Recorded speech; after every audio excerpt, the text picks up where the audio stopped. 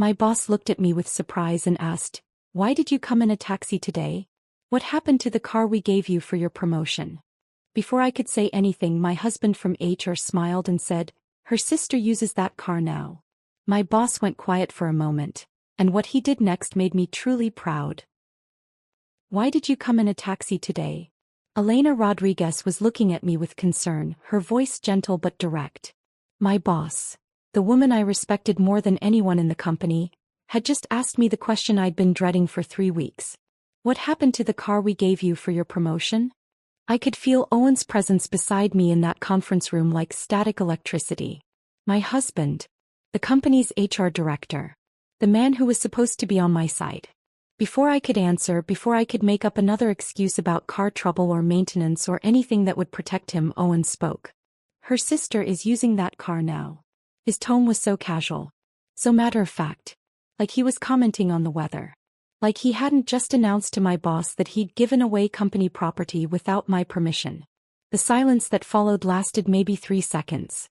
But in those 3 seconds I watched my entire marriage, my career, my carefully constructed life, all of it, start to crack apart. And Elena's face told me she was about to do something about it. But I'm getting ahead of myself. Let me back up. Let me tell you how I got to that conference room, to that moment, to the point where my own husband could casually destroy me in front of my boss without even looking up from his phone. It started 3 weeks earlier, over breakfast.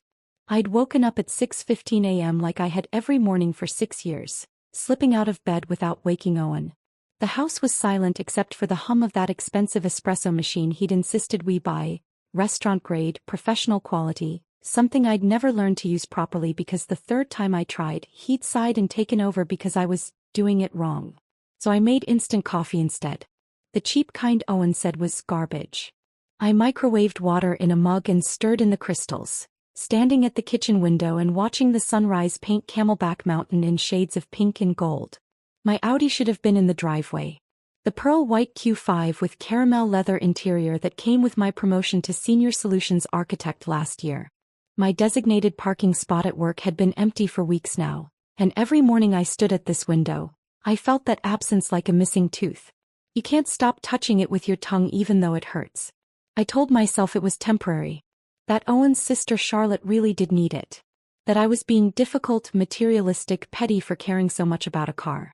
But standing there with my cheap coffee, feeling the silence of the house press down on me, I knew it wasn't really about the car. It was about the fact that I was disappearing. Not dramatically. Not in some obvious way that people could point to and say, that's when Abigail Morrison lost herself. But in small daily erasures. My coffee preferences didn't matter because Owen's espresso machine was better. My work schedule didn't matter because Owen had already volunteered me for his mother's charity board. My company car didn't matter because Charlotte needed it more. My voice, my choices, my needs, all of them filed under, not important right now, until there was almost nothing left. That particular morning 3 weeks ago, Owen had been sitting at the kitchen island scrolling through his phone with one hand, eating steel-cut oats with the other. His personal trainer recommended them, high-fiber, sustainable energy. We'd stopped buying the cereal I liked 6 months ago. "Charlotte's Jeep is in the shop," he said without looking up. His voice was casual, distracted. "She's got that big interview Tuesday. Think she could borrow your car for a couple days?" I'd hesitated, my fork halfway to my mouth. The Audi wasn't really mine, not the way Owen made it sound. It was company property assigned to me as part of my promotion package. My name was on the registration. I was responsible for it. If Charlotte got into an accident, got a ticket, anything, I'd be the one answering to Scottsdale Tech's legal team. "I don't know if that's a good idea," I started to say. "It's technically company property and I'm liable if..." Owen's eyes flicked up from his phone. Just for a second. But that look said everything. The one that made my stomach tighten. The one that told me I was about to fail some invisible test I didn't know I was taking. "You don't trust my family, do you?" His voice was quiet, almost sad. "After everything they've done for us?" There was the trap I'd learned to recognize but never learned to avoid. His parents had loaned us the down payment for our house 3 years ago. $40,000 that Owen brought up whenever I tried to set a boundary with his family. When his mother called at 10 p.m. on work nights and I didn't answer. When I suggested we skip his brother's birthday party because I had a major presentation the next day. When I asked if we could spend Christmas with my family for once. The down payment. Always the down payment. Of course I trust them, I heard myself say. The words came out automatically like I'd been programmed. She can take it. Owen smiled, not the real smile I'd fallen in love with 6 years ago, but the one that meant he'd won something. Thanks, babe. You're the best. He went back to his phone. I went back to my oatmeal. And that sick feeling in my stomach settled in a little deeper. Charlotte was supposed to return the car after 2 days. Then it was 3 days. Then a week. Then just a few more days, turned into she's got client meetings, turned into her Jeep needs more work than they thought. By week 3 I'd stopped asking. Because every time I brought it up, Owen made me feel like I was the problem. It's just a car, Abby. Why are you being so materialistic? She's family. Family helps each other out. I didn't realize you were this selfish. Each conversation ended the same way. With me apologizing, backing down, feeling guilty for caring about something that apparently made me a terrible person. And the thing is, it wasn't just the car. Looking back, I could see the pattern so clearly. The credit card Owen opened in my name without asking. I'd found out when the bill arrived with $3,000 in charges I didn't make. When I confronted him, he'd looked confused, almost hurt. I thought you'd want the rewards points. Why are you being weird about this? The vacation days I'd lost because he volunteered me for his mother's charity board without checking my schedule first. I told them you'd be perfect for the social media position. You're good with computers, right? Never mind that I was a senior solutions architect, not a social media manager. The dinner parties where he'd interrupt my stories to explain to our friends what I really meant when I talked about my work. Later, in private, he'd say he was just trying to help me sound more professional, less technical, more relatable. The family gatherings he'd schedule on weekends when I had major deadlines, then act wounded when I said I needed to work. You're always putting your job before family. My parents are starting to notice. Each incident was small enough to explain away. Small enough that complaining about it made me sound petty. But they weren't small. They were pieces of myself I was handing over one after another until I barely recognized the woman in the mirror. The promotion to senior solutions architect should have changed things. It was the achievement I'd worked toward for 5 years. Validation that I was good at what I did. A 20% raise that meant I was finally earning close to what Owen made. Instead, it became another thing Owen managed. Don't brag about it too much, he told me the night I got the news. People will think you're arrogant. Let me handle the announcement at the company social. I know how to position these things. So at the celebration dinner the company threw, Owen gave the toast about my promotion. Owen explained to everyone what my new role would entail. Owen got to be proud while I stood there smiling, nodding, feeling like a prop in my own success story. Now, 3 weeks into taking taxis to work, that feeling had evolved into something I couldn't ignore anymore. The rideshare drivers saw it. The way I'd climb into their beat-up Toyotas wearing expensive work clothes, apologizing for needing to get to Scottsdale by 9 a.m., checking my phone anxiously as traffic crawled.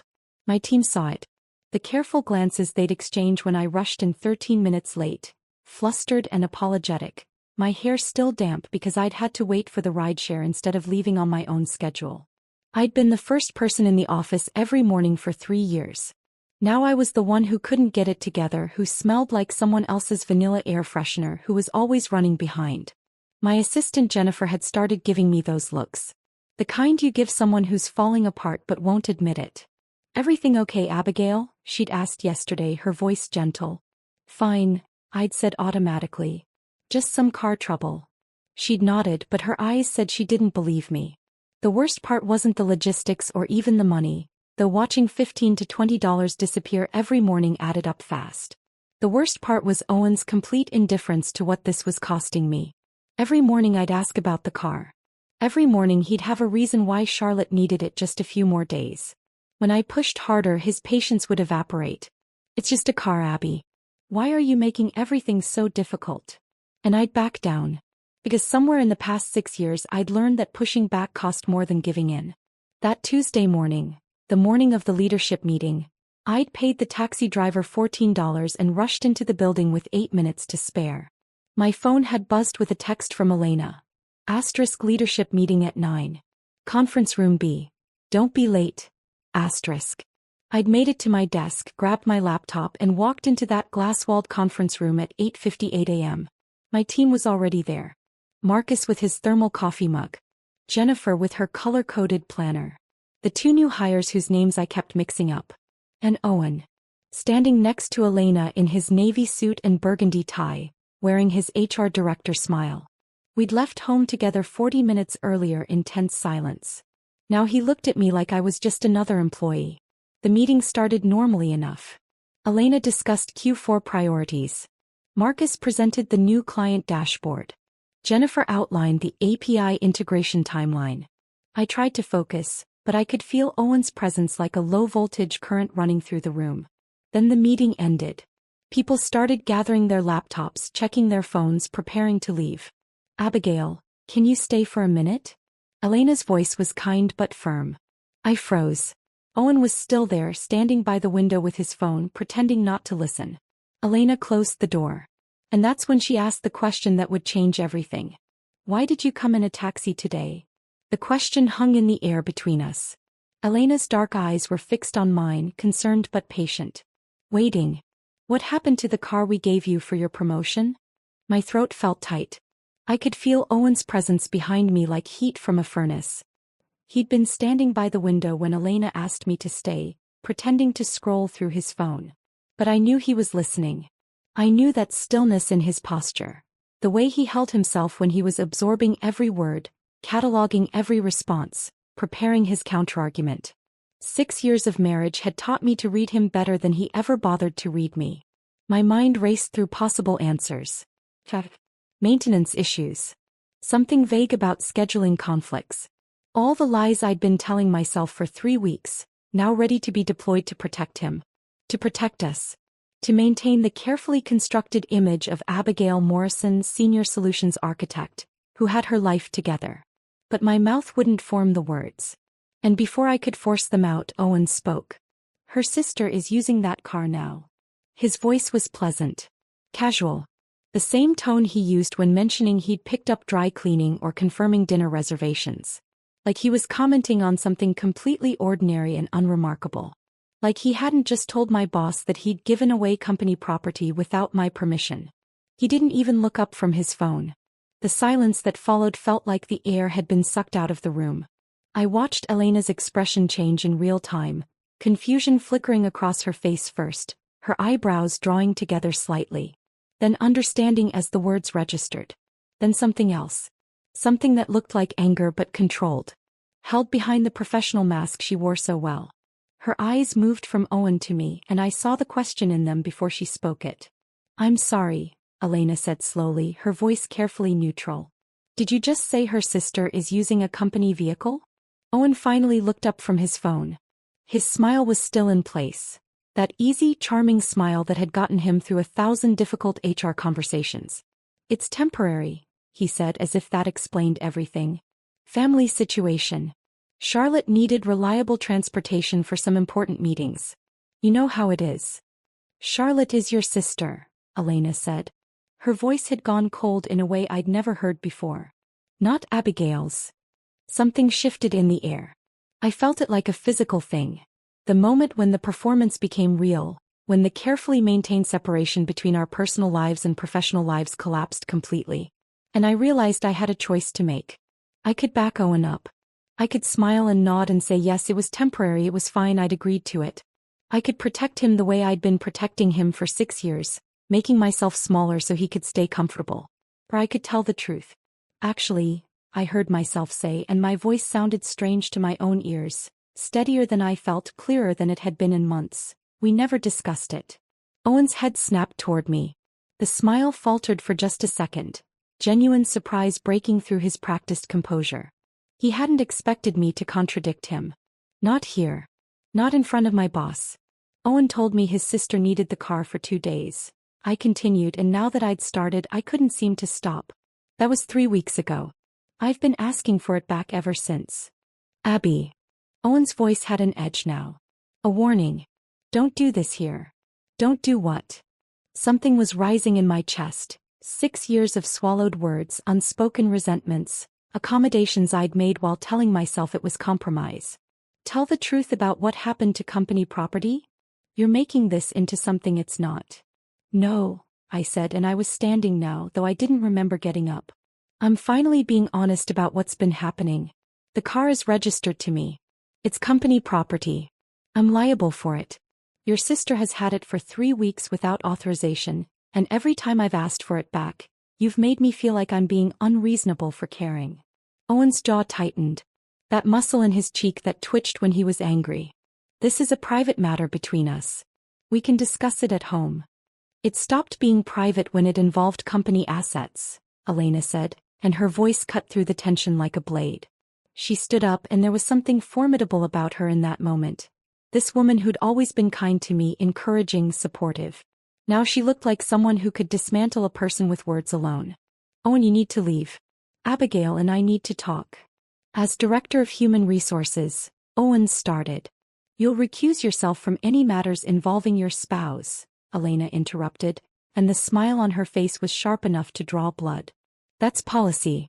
Section 4, Paragraph 2 of the Employee Handbook. You wrote the policy, in fact. I remember the meeting. For a long moment Owen just stood there.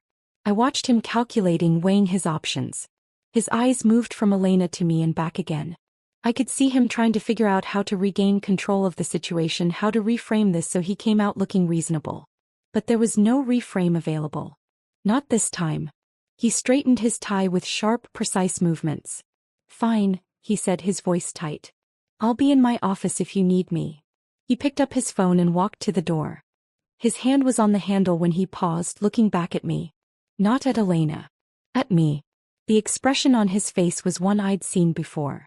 Usually late at night, after I'd pushed back on something he wanted. After I'd set a boundary he didn't like. After I'd made him feel like he wasn't in control. It was disappointment mixed with something colder. Something that said, you'll regret this. Then he was gone, the door clicking shut behind him with a soft, final sound. I stood there in the sudden silence, my heart pounding, my hands trembling slightly.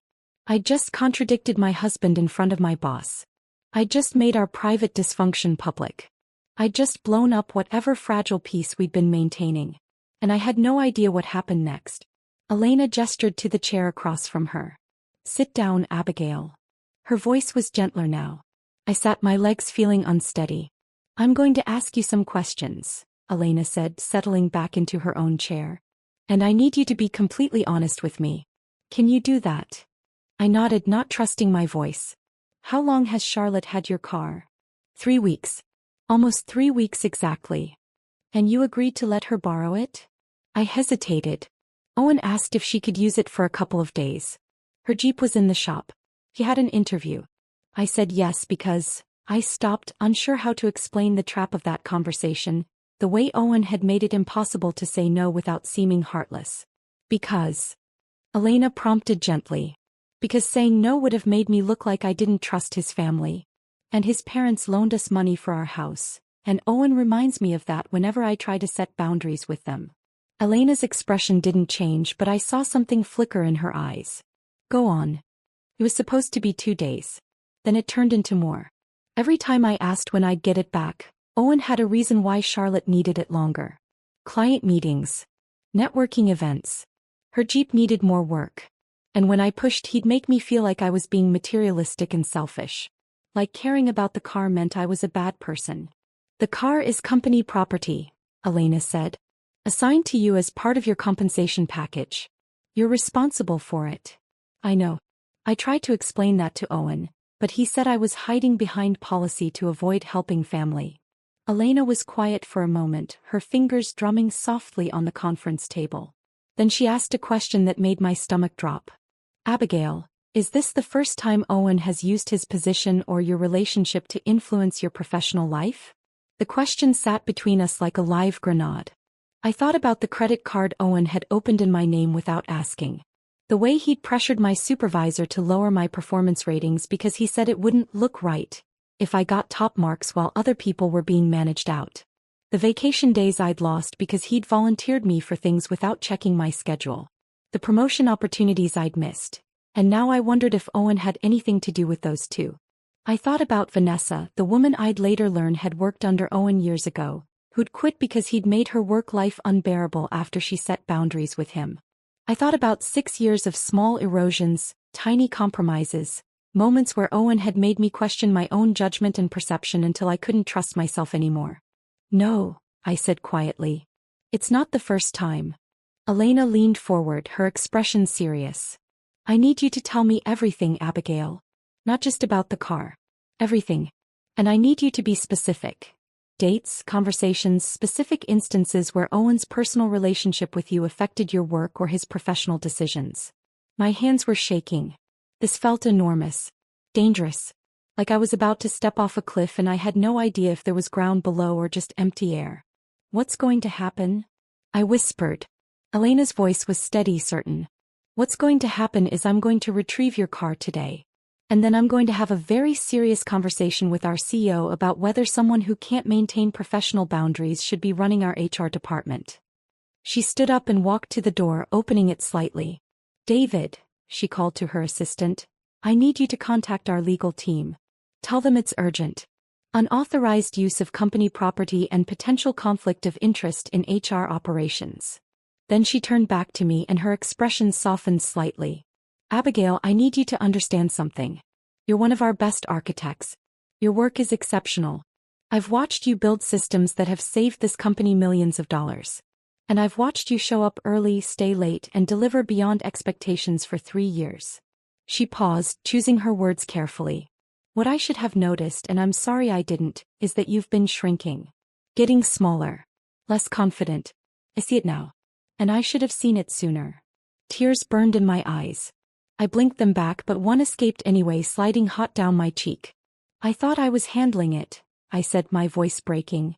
"You were surviving it," Elena said gently. "There's a difference." Elena handed me a tissue from the box on the conference table. I hadn't realized I was crying until that moment. Silent tears that blurred my vision and made my throat ache. "Take your time," she said, sitting back down across from me. "But I need you to tell me everything, Abigail. Not just about the car. Everything." I wiped my eyes, took a shaky breath, and began to talk. Felt like watching someone else speak. Like I was floating above my body, observing this woman in expensive work clothes unravel 6 years of marriage in a glass-walled conference room. The words came out haltingly at first, then faster, like a dam breaking. I told her about the breakfast 3 weeks ago. Owen scrolling through his phone, asking so casually if Charlotte could borrow the car. The way he'd looked at me when I hesitated, that expression that said I was failing some invisible test. The guilt trip about his family, the down payment, all the ways I owed them. But then I kept going. And words I'd never said out loud to anyone started spilling out. "The credit card. I found out when the bill came," I said, my voice steadier now. $3,000 in charges I didn't make. When I asked Owen about it, he looked at me like I was crazy. He said he thought I'd want the rewards points, that he was doing me a favor. He made me feel like I was overreacting for being upset that he'd opened a line of credit in my name without asking. Elena's expression was unreadable, but she nodded for me to continue. "The vacation time. His mother runs this charity board. They needed someone to handle their social media. Posting updates, managing their website.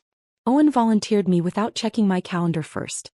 I had a major client presentation that same week. When I told him I couldn't do it, he said his mother would be humiliated, that I was always putting my career before family." I could hear how it sounded. Small complaints, minor inconveniences. The kind of things that happen in marriages. But Elena's face told me she was hearing something else. The dinner parties. We hosted one last month for some of Owen's colleagues. I was telling a story about this system integration project I'd led.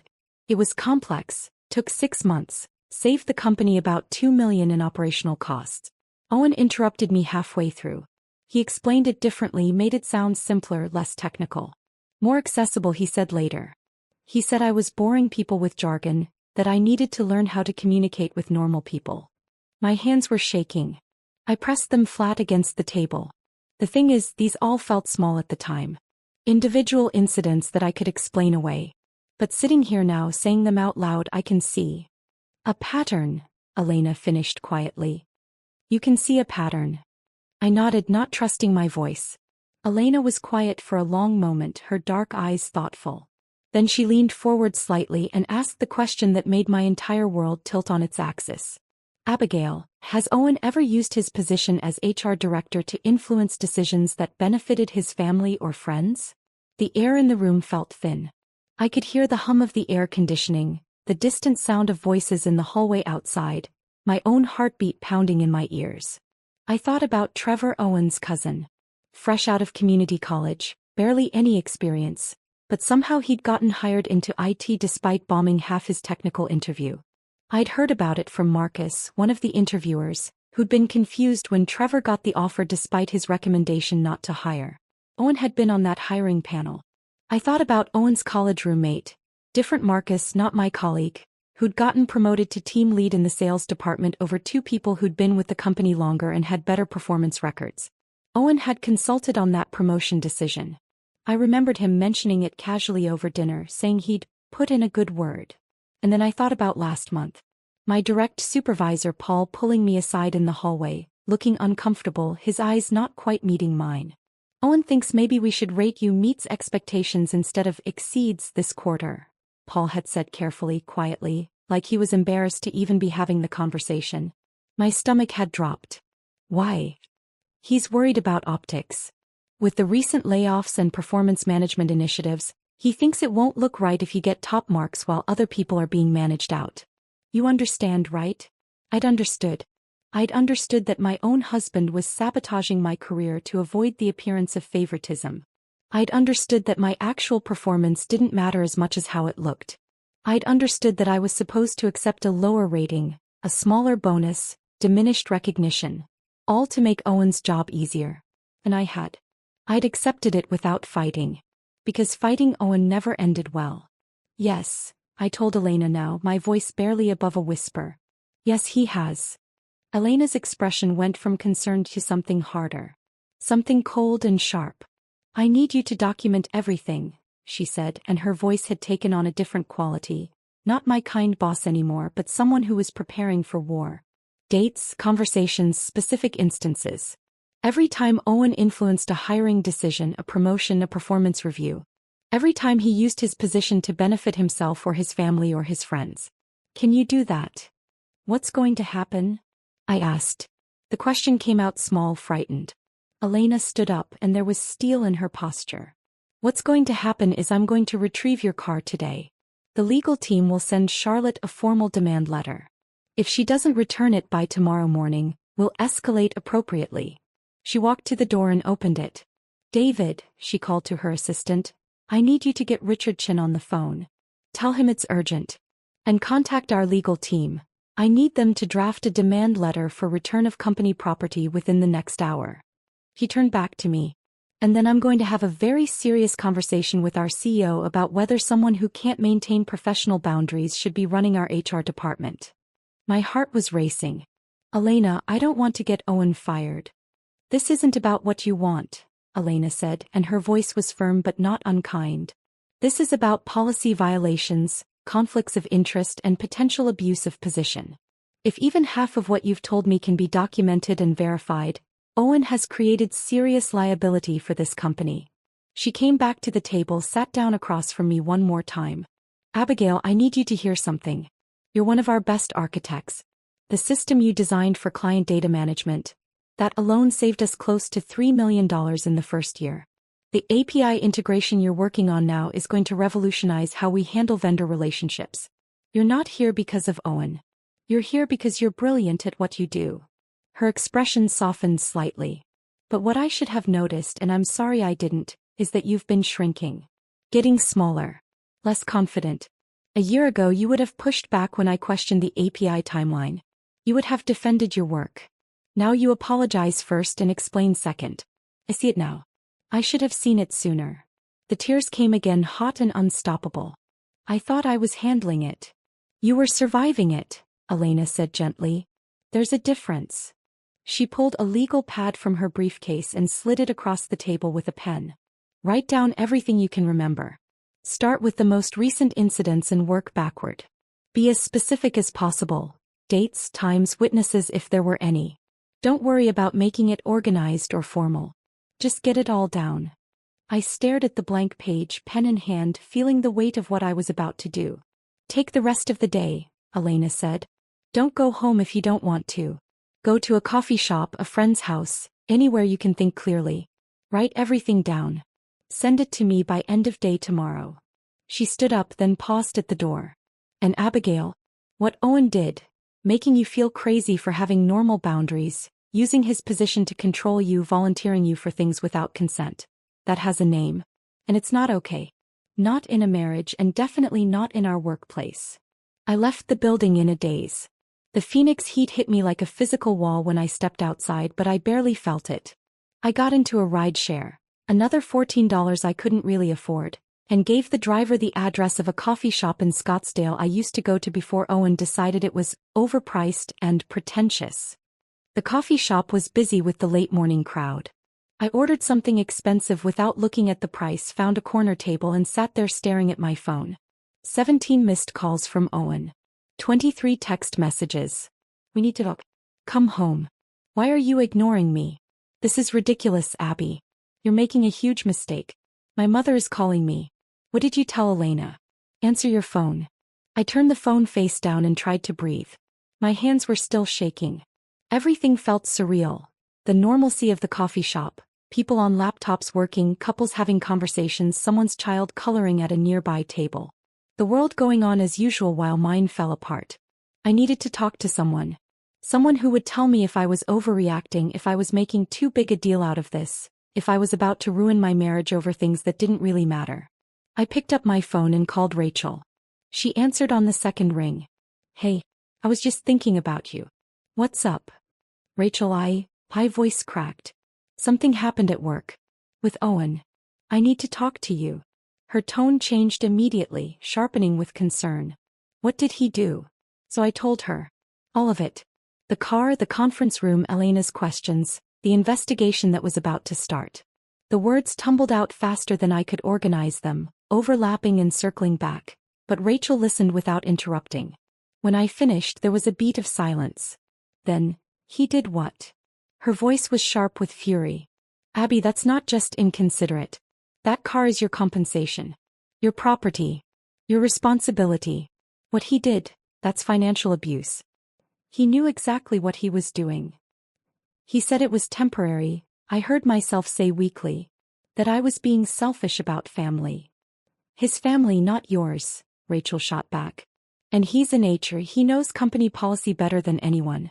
He knew giving away your company car without authorization was wrong. He counted on you being too nice to call him out on it. He was right. I'd spent 6 years being too nice. 6 years making myself smaller. 6 years accepting less and less until there was almost nothing left. And it had cost me everything. You need to get out of there, Rachel said, her voice firm through the phone. Don't go home tonight. Come stay with me. I was still sitting in that coffee shop in Scottsdale, my expensive drink going cold in front of me. The afternoon sunlight streaming through the windows felt too bright, too normal for what was happening. I can't just leave, I said. We own a house together. Where would I even? My apartment. Guest room. It's yours for as long as you need it. Rachel's tone left no room for argument. Abby, listen to me. You just told your boss that your husband has been sabotaging your career and abusing his position for years. No one knows that by now. Do you really want to be alone with him tonight? My hands went cold. I hadn't thought that far ahead.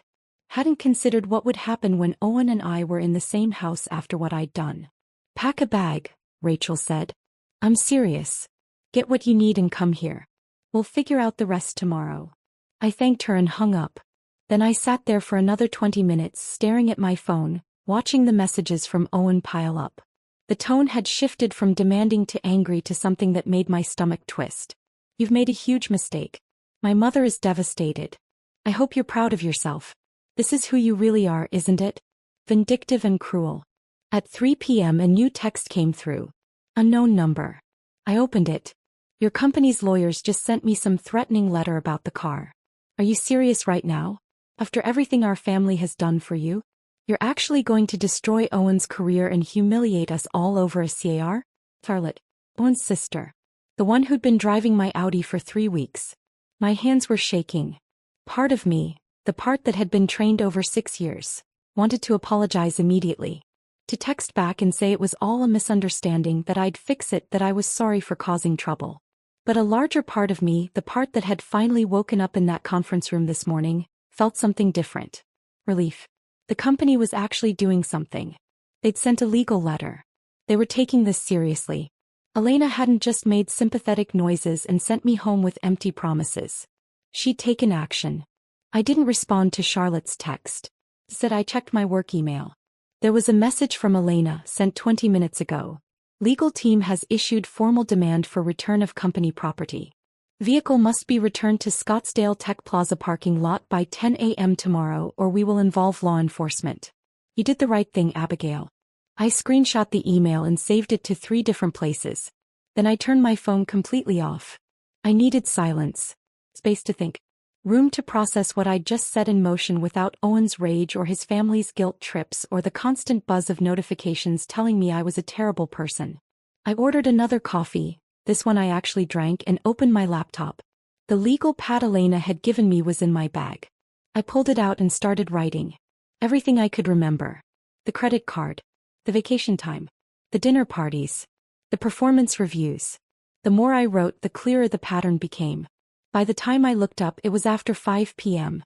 The coffee shop was quieter now, the afternoon crowd replaced by students with textbooks and a few people on dates. I packed up my things, called a rideshare, and headed home. I had to go back eventually. I needed clothes, my toiletries, important documents. I couldn't avoid Owen forever. But when the driver pulled up to my house at 7 p.m. and I saw Owen's Range Rover in the driveway, my heart started racing. I paid the driver and walked to the front door. My hands were shaking as I unlocked it. Owen was in the kitchen, pacing.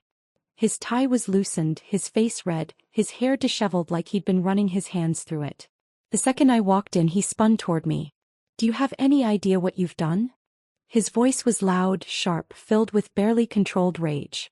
I'd heard this tone before, usually late at night after I'd pushed back on something he wanted. But never quite this intense. "Charlotte is humiliated," he continued, not waiting for me to answer. "My mother has been calling me all afternoon crying. The company sent my sister a legal threat, Abigail. A legal threat. Over a car." I set my bag down carefully on the kitchen counter. "It's not my car," I said, keeping my voice level. "It's company property. I'm responsible for it. It's been 3 weeks. Nothing happened to it. You're doing this to punish me. To get back at me for I don't even know what." His voice was rising, that edge of rage that used to make me back down immediately. "You went to Elena and made me look incompetent. You turned a simple family favor into some kind of corporate scandal." "I didn't turn it into anything," I said. "You gave away company property without authorization. That's a policy violation." Elena asked me about the car and I told her the truth. "We're married. What's yours is mine. Not when it's company property assigned specifically to me. Not when my name is on the registration and I'm legally liable for what happens to it." Owen's laugh was bitter, ugly. "This is about control. You can't stand that I made a decision without asking your permission. You've always been like this. Everything has to be exactly how Abigail wants it or you throw a tantrum." I stared at him. This man I'd spent 6 years trying to please. This man I'd made myself smaller for, quieter for, less demanding for. "No, Owen," I said, and my voice was steadier than I expected. "This is about respect. Something you've never shown me." His face went even redder. "I've given you everything. A home, a life, support for your career." "You've sabotaged my career," I interrupted. "You've been telling my supervisor to lower my performance ratings for 2 years. Did you think I wouldn't find out?" Owen went very still. That muscle in his jaw twitched. "I don't know what you're talking about. Paul called me this morning. He told me everything. Every review cycle, you pull him aside and suggest I'm not performing as well as I should be. That I'm coasting. That I'm not a team player." "I was trying to protect you," Owen said, but his voice had lost some of its conviction.